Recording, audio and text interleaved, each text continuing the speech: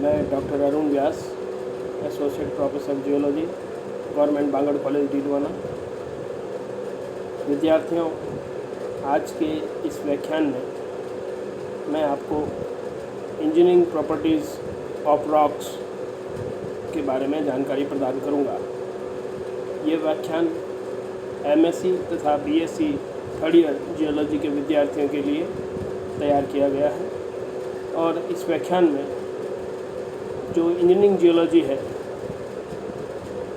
उसमें जितने भी सिविल इंजीनियरिंग प्रोजेक्ट्स होते हैं उन सिविल इंजीनियरिंग प्रोजेक्ट्स में जियोलॉजिस्ट की एक बहुत महत्वपूर्ण भूमिका होती है।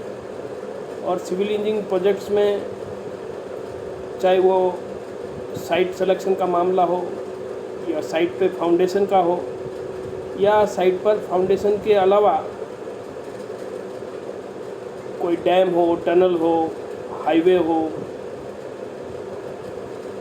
ट्रैक हो, किसी प्रकार के बड़े सिविल इंजीनियरिंग प्रोजेक्ट्स में जो कंस्ट्रक्शन मटेरियल है या वो साइट है उसमें जियोलॉजी का महत्वपूर्ण योगदान होता है, क्योंकि जो मटेरियल यूज किया जाता है कंस्ट्रक्शन में वो भी रॉक्स के रूप में ही होता है, या फिर जो साइट जिस पर कंस्ट्रक्शन किया जाता है, जो बेसमेंट है, वो खुद किसी चट्टान के ऊपर उसका अगर निर्माण होता है सब सरफेस पे या सरफेस पे जो रॉक्स हैं, तो साइट सिलेक्शन में भी रॉक्स का उपयोग होता है और कंस्ट्रक्शन के रूप में भी रॉक्स का उपयोग होता है। इसलिए रॉक्स की जो इंजीनियरिंग प्रॉपर्टीज़ है उससे संबंधित महत्वपूर्ण जानकारियाँ इस व्याख्यान में मैं आपके साथ साझा करूँगा। Rock is a combination of different minerals, as we know. When different types of minerals are joined together, they form a rock.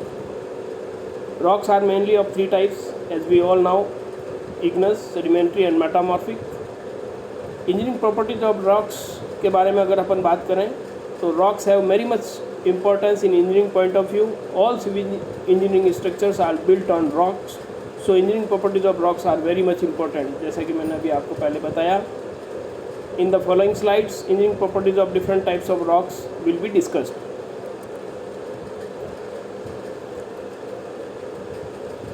First, we will take igneous rocks and engineering properties of igneous rocks. The rocks formed by the molten rocks, that is from magma or lava, are called igneous rocks, as we all know. It has two main types: intrusive igneous rocks and extrusive igneous rocks. Intrusive rocks, important features of igneous rocks are following: granular texture, massive structures, relatively homogeneous composition, sometimes highly altered with weathering. So massive igneous rocks such as batholiths may affect tunneling, mining slope stability. These rocks are also used as a construction material. Tabular intrusive rocks such as dikes may create more construction problems than massive rocks because of the lack of homogeneous composition. यहाँ हमने आपको ये बताने की कोशिश की कि batholith, जो कि प्लूटॉन्स का एक बहुत बड़ा स्ट्रक्चर होता है, वो किस तरह से अगर उस साइट पर आ जाता है तो अगर हम उस क्षेत्र में टनल बनाना चाहते हैं तो उसमें वो दिक्कत कर सकता है। एक्सट्रूसिव रॉक्स के बारे में अगर हम चर्चा करें तो extrusive rocks are found in crystalline texture. The origin of these rocks are greatly influence their engineering properties. Main characteristics which influence the engineering works are following: variable composition and texture, strength, durability and permeability, strong unconfined compressive strength, more than 200 MPa megapascal pressure unit, columnar jointing. तो ये वो features हैं, ये characters हैं जो कि extrusive rocks को प्रभावित करते हैं। Engineering properties of sedimentary rocks की बात करें, the following are the important properties of sedimentary rocks in engineering point of view. कौन कौन सी हैं? Compressive strength and deformability of sandstone is influenced by its porosity, the amount and type of cement and matrix material, grain contact and composition. Sandstone के बारे में ये आपको जानकारी बता रहे हैं, उसकी पोरोसिटी, उसका सीमेंटिंग मटेरियल, उसका कंपोजिशन, ये सब प्रभावित करते हैं when we are talking about engineering properties of sedimentary rocks, particularly for sandstone. Siliceous cement is stronger than calcareous cemented sandstones. Pore water plays a significant role in the compressive strength and deformation characteristics of sandstone. It can reduce the unconfined compressive strength by 30 to 60%. Shale mineral content influences geotechnical properties. Most important is the quartz clay mineral ratio. The liquid limit of clay shale increases with increasing clay mineral content. Swelling properties of certain shale have proven detrimental to the integrity of engineering structures. Swelling occurs by the absorption of free water by clay minerals, मोंटमोरिनोलाइट जैसे कि example के रूप में, in the clay fraction of the shale. Highly fissured, over-consolidated shale have greater swelling tendencies than poorly fissured clayey shales. The fissures providing access for water. तो कैसे sandstone और shell की varieties और उसकी अलग अलग जो पैरामीटर्स हैं स्वेलिंग के बारे में, वो किसी इंजीनियरिंग प्रोजेक्ट्स को प्रभावित कर सकते हैं, ये हमने आपको इस स्लाइड में बताया. Porosity of shale may range from slightly under 5% to just over 50%. Cemented shale are stronger and more durable than compacted shale. The elastic module of compaction shale range between 140 से लेकर 1400 MPa megapascal pressure unit. Well cemented shale has elastic moduli in excess of 140 MPa. Clay shale usually has permeability of the order of 10 to 8 meter per second to 10 to 12 meter per second. However, sandy and silt shale and closely jointed cemented shale may have permeabilities as high as 1 into 10 to the raise minus 6 meter per second. Grain size and cementation influence engineering properties of carbonate sediments. Carbonate sediments can sustain high overburden pressure and return high porosities at considerable depth. Generally, the density of these rocks increases with age and porosity is reduced.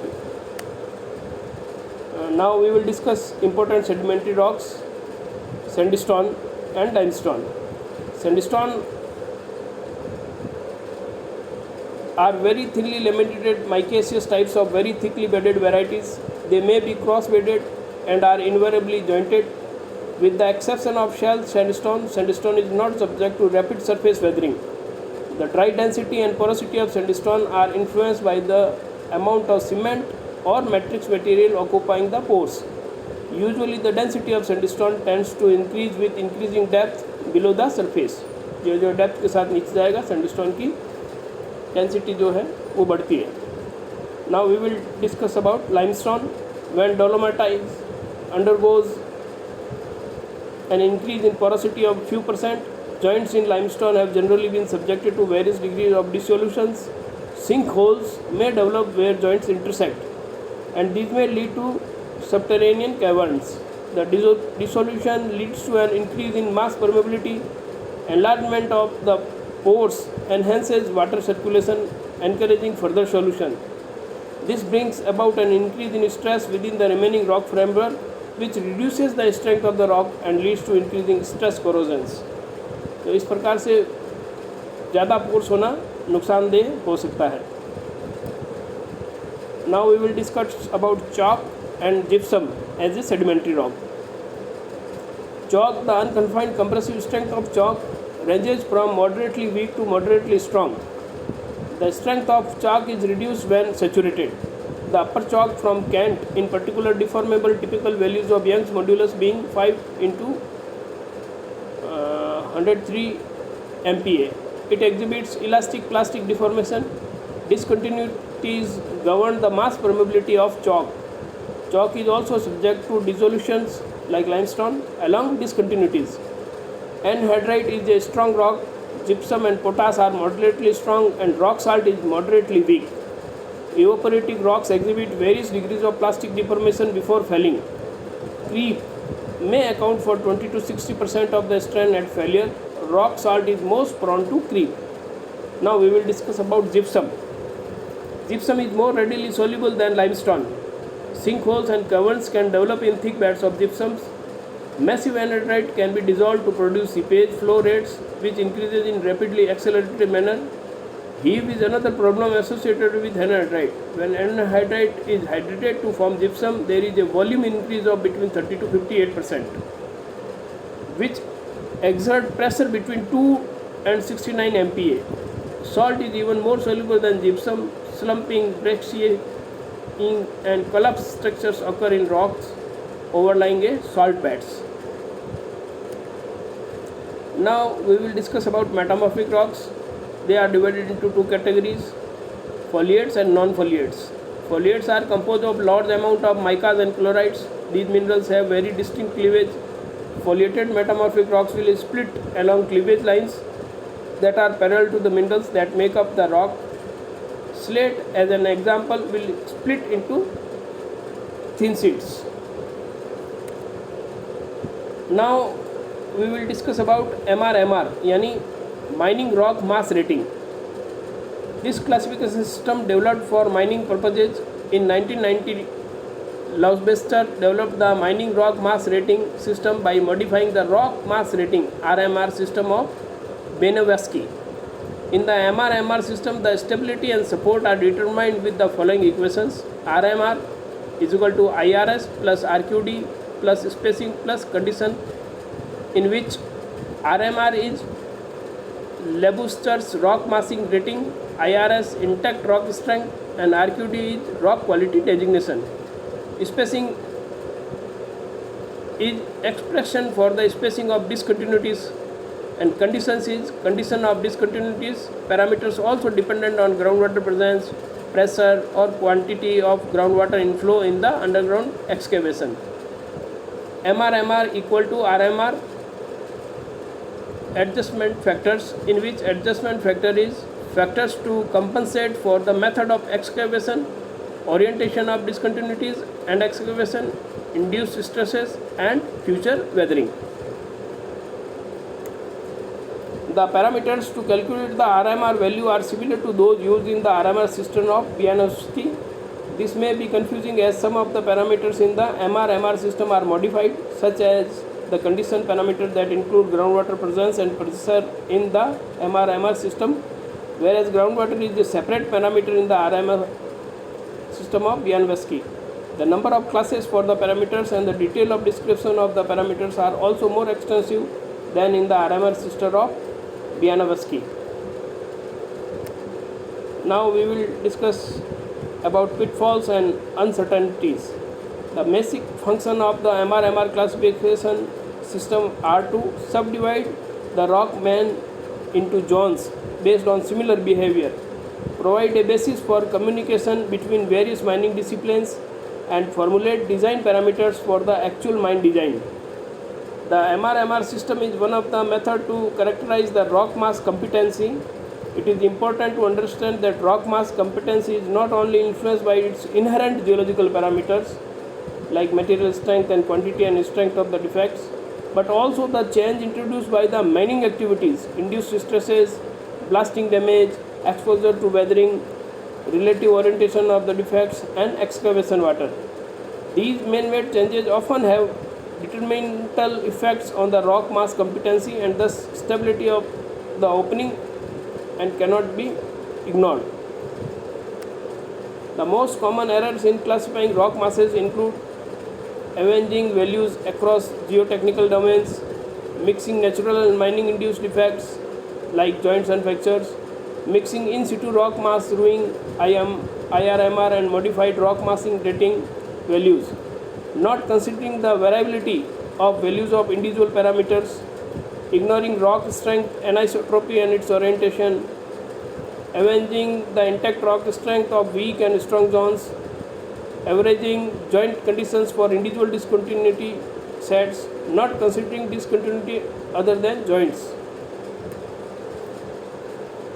ignoring the orientation of the structural irregularities, ignoring or misusing the sample error adjustment, wrongly adjusting for alteration, wrongly adjusting for weathering, not recognizing internal rock defects such as discontinuous natural fractures, stunts, foliation, cemented joints, schistosity, bedding, preferred mineral orientation, and microfractures. Applying mining adjustments without considering spatial relationship and time lag weathering, blastings, mixing localized failures with casing, and altering the classification system to suit the local needs, and then using stability graph and ground support tables based on original unaltered ratings. So this is what about engineering consideration and various parameters. This content was available on SlideShares, and for non-commercial use we are acknowledging the main contributor by giving the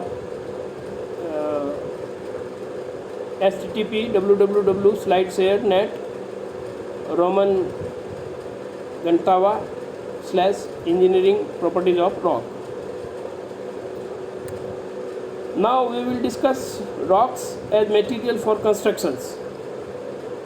First we will take building stones, and the properties include strength characteristics. In this property we will discuss about compressive strength, and compressive strength CO is given by P upon A per unit area, and unit is kilogram per centimeter square. Here P is load at failure, A is area of cross section of stone under P. Now the strength characteristics, the compressive strength of granite is 1000 to 2500 kilogram per centimeter square. Basalt and dolerites 1500 to 3500 kilogram per centimeter square. Shale 50 to 150 kilogram per centimeter square. Sandstone and limestone 200 to 2000 kilometer per centimeter square. Here you can see that the compressive strength is high for basalt and dolerites as compared to that of granite and sandstone and limestone, whereas in the gneiss it ranges between 500 to 2500, and for marble it is 700 to 2000 kilogram per centimeter square, and quartzite 1500 to 3000 kilogram per centimeter square. So on the basis of range value, classification is for compressive strength very high strength, more than 2240 kilogram per centimeter square, high 1120 to 2240 kilogram per centimeter square, medium 560 to 1120 kilogram per centimeter square, low 280 to 560 kilogram per centimeter square, and very low compressive strength is less than 280 kilogram per centimeter square. Now we will talk about transfer strength. It is defined as the capacity of a stone to withstand bending loads. Next is porosity. As we all know, ratio between the total volume of pore spaces and total volume of the rock. It is represented in percentage, and as we can say that granite has 0.1 to 0.5% porosity, very less values. Likewise basalt is 0.1 to 1%, marble 0.5 to 2%, whereas sandstone and limestone has very good porosity. Sandstone porosity value ranges between 5 to 25%, limestone 5 to 20%, whereas again in quartzite it is very low, 0.1 to 0.5%. Now next is density. It is defined as weight per unit volume of a substance, and it is of three types: dry density, bulk density, and saturated density, and the unit is grams per cubic centimeter. And the value you can see, the granite shows the density of 2.7, basalt 2.9, sandstone 2.6, and limestone it ranges between 2.2 to 2.6. The next character is abrasive resistance. It is defined as the resistance which a stone offers to rubbing action of one kind or another. Next character is frost and fire resistance. Frost, as we know, when in the winter and summer there is a temperature variation, so in the temperature during winter it goes down, and in the summer temperature rises up. So in that atmosphere the frost action is there in the rocks, and the fire resistance, it is directly related to the fire activities. Now we will discuss about geological characters, and in this list you can see mineralogical composition, color is also there, textural and structural characters, resistance to weathering, that is considered as durability. So these are geological characters. And next is general characters, in which we are taking cost as a major factor. If it is economically viable, then the cost is the main factor. Now, as we all know, important building stone includes granite, sandstone, limestone and marble. Now we will discuss about road materials. The rocks used as an aggregate material in combination with cement and bitumen, etc. for preparing road surface are known as road materials. And common road material aggregates includes basalt, granite, sandstones, limestones and gravels. Properties: a good road stone should possess important properties like hardness, toughness, durability, cementation capacity and hydrophobic property. First we will talk about hardness. It is given by attrition test and abrasion test. Next is toughness. It is calculated by impact test. The next character is binding properties, and it is tested by binding test. Next is crushing strength, and another is non-swelling or hydrophobic property. Now we will discuss rocks as sites for construction. As we know, rock foundations are always sought after in selecting site for important engineering projects. The tests for selecting rock sites are divided into two main categories. First is laboratory testing for rocks, which include uniaxial compressive strength, जिसमें हम compression या compressive strength को देखते हैं. दूसरी है tensile strength, जिसमें हम उसकी टेंसाइल प्रॉपर्टीज़ को देखते हैं. तीसरा है शियर स्ट्रेंथ, जिसमें उसकी शियर प्रॉपर्टीज़ देखते हैं. नेक्स्ट है मॉड्यूलस ऑफ इलास्टिसिटी, जिसमें हम इलास्टिसिटी के बारे में अध्ययन करते हैं. और नेक्स्ट है ट्राइएक्सियल test to assess the behavior of rocks to confining pressure. So these are the laboratory testing for rocks when we are considering rocks as a site for any civil engineering construction projects. The another is field and in situ test for rocks. Other than laboratory test, there is another field and in situ. In situ means जहाँ जिस जगह पर काम हो रहा है उसी जगह पर उसका टेस्टिंग करना, in situ. The field and in situ test for rocks includes jack test, shear test and seismic test. In jack test, it is a static test conducted to determine in situ deformation characteristics of site rocks. तो jack test में हम in situ rocks की deformation pattern के ऊपर data लेते हैं. In shear test, the in situ shear strength of rock is determined, whereas in seismic test, the determination of rock characteristic at civil engineering projects from study of velocity of elastic waves. So this is what all about the engineering properties of rocks as far as civil engineering projects are concerned.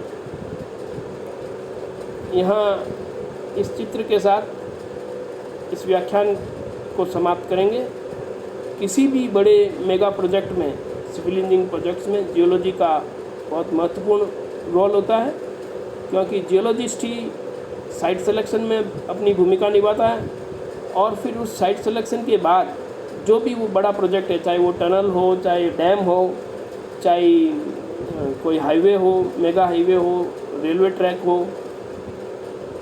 Tunnel हो, strategic या defence में काम आने वाला कोई बड़ा civil engineering projects हो, तो उसमें साइट सिलेक्शन और फिर साइट सिलेक्शन के बाद जो सिविल इंजीनियरिंग प्रोजेक्ट्स है उसमें कंस्ट्रक्शन मटेरियल के रूप में जो रॉक्स का उपयोग होता है वो वायबल है या नहीं है, किस प्रकार का मटेरियल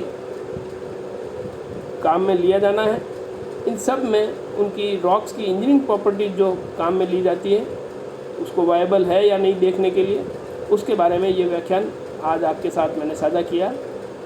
ये व्याख्यान राजकीय बांगड़ महाविद्यालय डीडवाना के यूट्यूब चैनल पर भी अपलोड किया जाएगा। आप इसे देखें, सुने, समझें और इसकी PDF आपके क्लास वाइज व्हाट्सएप ग्रुप में साझा की जाएगी और इसके साथ उसका असाइनमेंट, जो ये व्याख्यान है इससे संबंधित प्रश्न उस असाइनमेंट में पूछे जाएंगे। आप PDF का भी अध्ययन करें, अपने नोट्स बनाएं और अपने घर बैठे अध्ययन में नोट्स बनाने के साथ जो असाइनमेंट दिया गया है उन प्रश्नों का उत्तर हल करें। और परीक्षा की समय सारणी आ गई है, इसलिए घर बैठे अध्ययन के साथ साथ अब और गंभीरता के साथ ज़्यादा समय पढ़ाई को देते हुए परीक्षा की तैयारी करें। आपको परीक्षा के लिए शुभकामनाएं। कोविड-19 की वैक्सीन आने से पहले हमें सतर्क रहना है। न्यू नॉर्मल में सावचेती बरतते हुए कोरोना से जंग भी लड़ना है और अपने कैरियर बनाने के लिए अपने अध्ययन को भी जारी रखना है। सरकार की जो एडवाइजरी है, मास्क लगाएं, 2 गज की दूरी रखें और बार बार सैनिटाइज करें, इनका भी पालन करें और पॉजिटिव फ्रेम ऑफ माइंड के साथ अच्छा अध्ययन करें और आने वाली परीक्षाएं अच्छे तरीके से दें। आपको बहुत बहुत शुभकामनाएं।